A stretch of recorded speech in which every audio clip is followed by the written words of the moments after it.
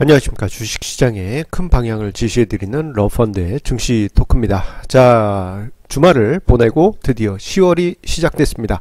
자, 10월 하면 자, 낭만의 계절, 그 단풍이 지는 계절이죠. 자, 이 10월 달에는 제가 좀 세미나가 많이 있습니다. 10월 말에 정기 세미나도 있고, 그리고 10월 마지막 주에 부산 세미나, 그 다음 주에 광주 세미나, 이렇게 전국 순회 세미나가 예정되어 있습니다. 요게 이제 모 공기업에서 재테크 관련 세미나를 요청을 해서요. 조만간에 그곳에서 한번 큰 인원을 모아놓고 세미나를 가질 예정입니다. 가슴이 두근거리네요. 자, 이런 두근거리는 10월 첫 주, 첫날 증시 토크는요, 조금은 무거운 주제로 잡았습니다. 자, 주식 투자에서 가장 큰 리스크, 상장 폐지라는 제목으로 오늘 증시 토크를 잡았습니다. 자, 이렇게 주제를 잡은 이유는요, 지난달 말이에요. 추석 연휴 직후, 그리고 직전에, 코스닥 11개 회사가 상장 폐지가 확정되었습니다. 그래서 지금 정리 매매가 들어가 있는데요. 자, 이 상장 폐지 이슈, 그 주주분들이 이게 갑자기 들이닥친 그 상장 폐지다 보니까 마음이 많이 무거우시고, 그러다 보니 이제 거래소에 앞에서도 집회를 하고 있을 정도로 좀 사회적으로 큰 이슈로 부상했습니다. 자, 그런데요, 이 상장 폐지는 1년에도요 한 20개 종목, 많으면 40개 종목까지도 발생하는데, 최근 몇 년 동안은 좀 한 10개 종목 내로 좀 적은 편이었습니다. 오랜만에 두 자릿수의 제법 큰 상장 폐지다 보니까 투자자들에게 큰 부담이 닥친 게 아닌가, 그렇게 생각됩니다.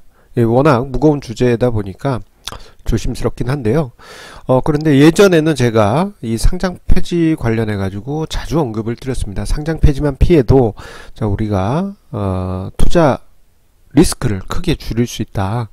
그 방법에 대해서 종종 언급드리긴 했는데요. 자, 올해는 몇 번 언급을 안 드린 것 같습니다. 그런 의미에서 자, 오늘 오랜만에 상장 폐지 관련한 주제로 증시 토크를 준비를 했습니다. 자, 상장 폐지하면요, 저는 2010년 봄을 잊을 수 없습니다. 2010년 봄. 자, 2010년 3월에요. 저랑 정말 가족과 같은 친구의 집이 상장 폐지를 겪으면서 큰 손실을 입고, 그리고 몇 년 동안 그로 인해 가지고 좀 힘든 시기를 경험을 했었어요. 자, 이게 왜 2010년이었느냐? 자, 그때 또 기억이 나는 게 2010년 그 3월 어느 날 저녁이었는데, 그때 당시 이제 제가 남양주에 있는 어떤 저녁 모임이 있어서 거기에서 이제 오리고기를 먹고 있었습니다. 고기 이름도 아직도 생각이 나네요. 그래서 갑자기 전화가 와서 무슨 일인가 하고 받았더니 친구 동생입니다. 친구가 아니고 친구 동생, 그 절친, 친구 동생이었는데, 그 동생이 네오세미테크라는 회사를 투자를 했어요. 정말 큰 금액을 투자를 했었습니다. 그런데 이 회사가 시가총액 상위권에 있었고, 개인 투자자분들도 많이 좋아했었는데, 자, 이 종목이 거래 정지가 됐고 상장 폐지될 수 있다라는 그러한 얘기를 갑자기 하더라고요. 그냥 일반적인 일이라면 수백 종목 중에 하나 발생할 수 있는 일이겠으려니 했지만, 저의 정말 절친한 친구, 그리고 저의 절친한 친구 동생의 일이었기 때문에 그때 당시 정말 마음이 많이 힘들었습니다. 자, 그때 당시 얘기를 들어보면은 소액 주주가 7천여 명 되는데 평균 3천만 원이었다고 하니까요. 평균 3천만 원이면요, 이게 한 종목에 10만 원씩 투자한 그런 투자자들도 있을 거기 때문에, 소액으로 투자하는 투자자들도 있을 거기 때문에, 이게 중간값을 따지면 3천만 원이 아니고 훨씬 높은 수준일 겁니다. 실질적으로는 이제 한 5천만 원 이상 그렇게 될 거고요. 제 절친네 같은 경우에는 몇억 단위 됐었습니다. 정말 큰 손해였고, 그로 인해 가지고 제 친구네가 오랜 기간 마음고생을 하기도 했습니다.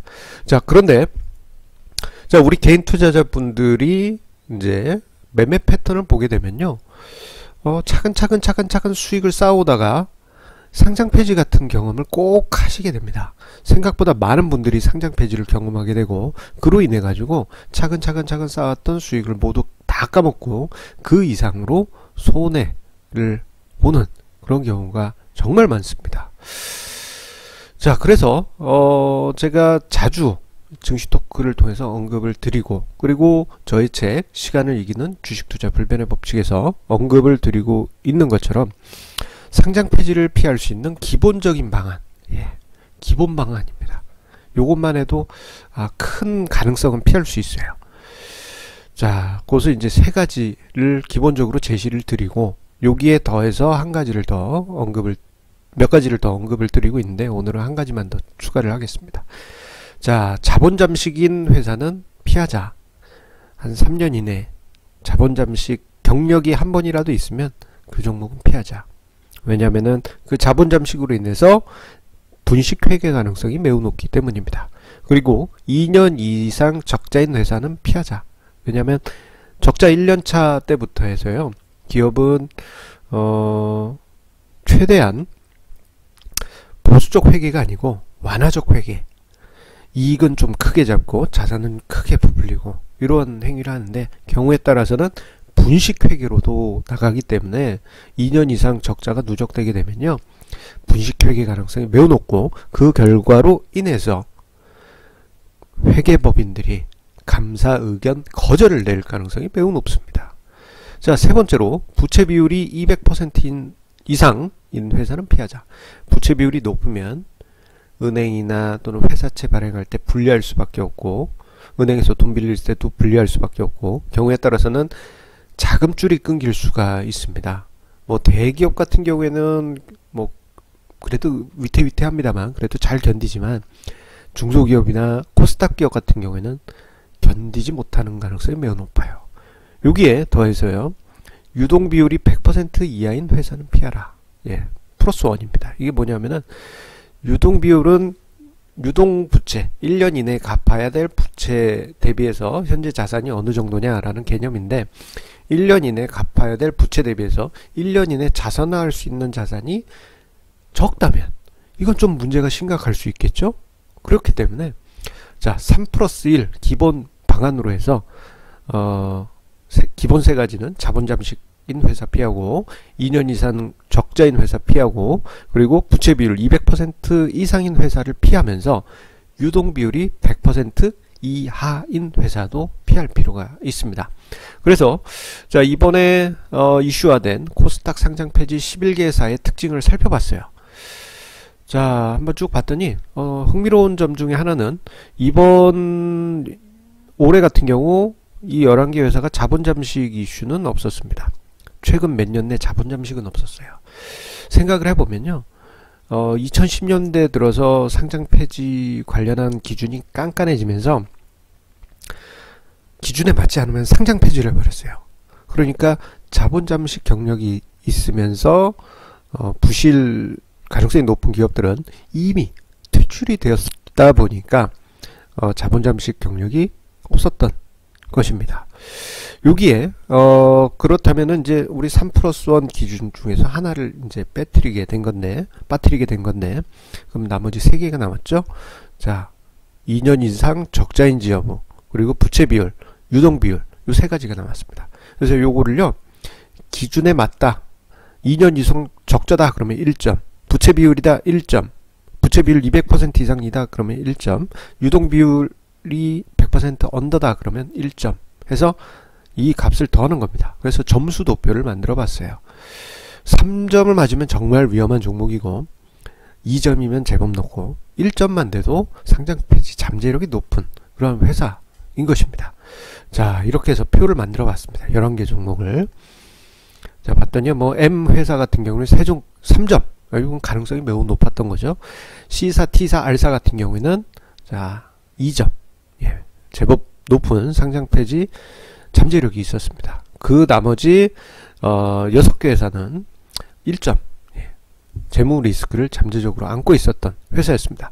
자, 그런데 흥미로운 점 중에 하나는요, 한 종목 같은 경우, N사 같은 경우 이 세 가지 기준, 3%선 기준에 하나도 해당이 되지 않았습니다. 이게 무슨 일인가? 좀 살펴봤더니요, 이 회사 같은 경우에는 돌발 감사 의견 거절 케이스였어요. 예. 이게 작은 기업들은요, 몇 년 동안 꾸준히 완만하게 회사를 경영해 왔더라도 갑자기 어떤 해 정말 말도 안 되는 이유로 혹은 쌓였던 어떤 분식이 일시에 확 터질 수가 있습니다. 예전에 2008년 금융위기 이후에 키코라고 해서 외환 관련한 파생 상품들을 중소기업들이 많이 가입을 했어요. 그때 당시 달러가 계속 하락한다. 그것이 이제 거의 대세적이었다 보니까 달러 하락 쪽에 베팅을 하는 키코 상품에 가입을 많이 했는데, 그로 인해 가지고 과거에 2008년 금융위기 이후에 일시에 갑자기 회사가 부도나거나 상장 폐지되거나 그런 경우가 왕왕 있었습니다. 갑자기요. 자, N사도 그런 경우 어떤 이유 때문인지 몰라도 갑자기 상장 폐지된 그런 케이스입니다. 올해 갑자기 적자폭이 커지고 감사 의견이 거절이 발생했던 것이죠. 자, 그렇기 때문에요, 3%선 기준도 기준이 좋은 상장 폐지를 피하는 조건이긴 합니다만, 앞서 언급드린 한 종목처럼 갑자기 돌발 상황이 발생할 수도 있기 때문에 반드시 우리는 분산 투자를 병행해야 될 필요가 있습니다. 아무리 좋은 종목이라고 하더라도 분산 투자를 하지 않으면요, 한 번에 큰 낭패를 볼 수도 있는 것이죠.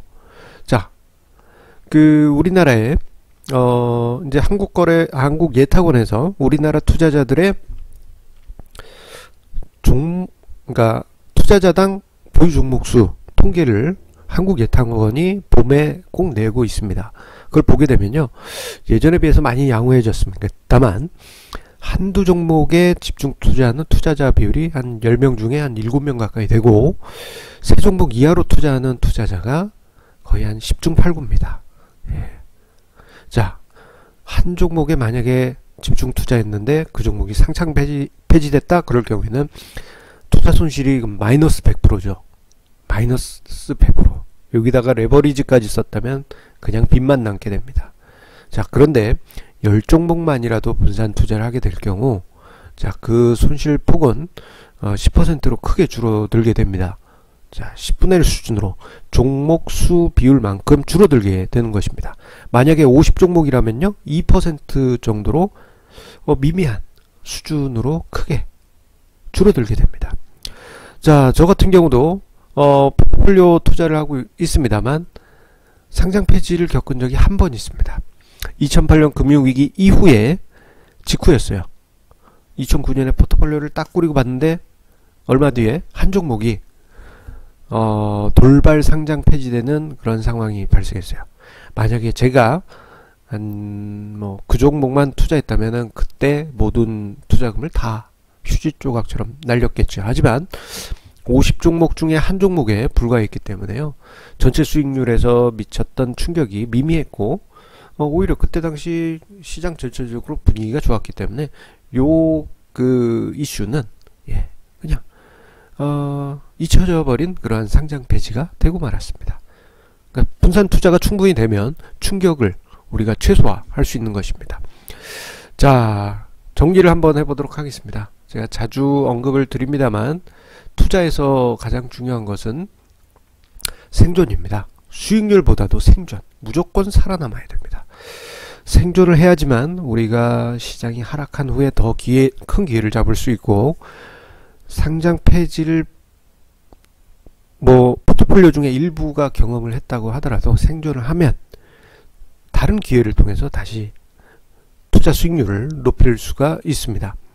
그렇기 때문에 그 이후에 만들어지는 장세 속에서 수익률을 만들어 갈 수 있기 때문에 시장에서 꼭 생존하기 위한 방법. 자, 앞서 언급드린 3 플러스 1 상장 폐지 기본 회피 방법과 함께 분산 투자 꼭 병행하시기 바랍니다.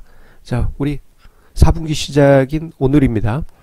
자, 오늘부터라도 분산 투자 그리고 안전한 투자를 통해서 성공 투자 그리고 생존하는 투자 꼭 이어가시기 바랍니다. 자, 우리 시청자님의 성공 투자, 생존하는 투자를 기원드리면서 구독하기, 좋아요 꾹 눌러주시면 저에게 큰 힘이 됩니다. 감사합니다.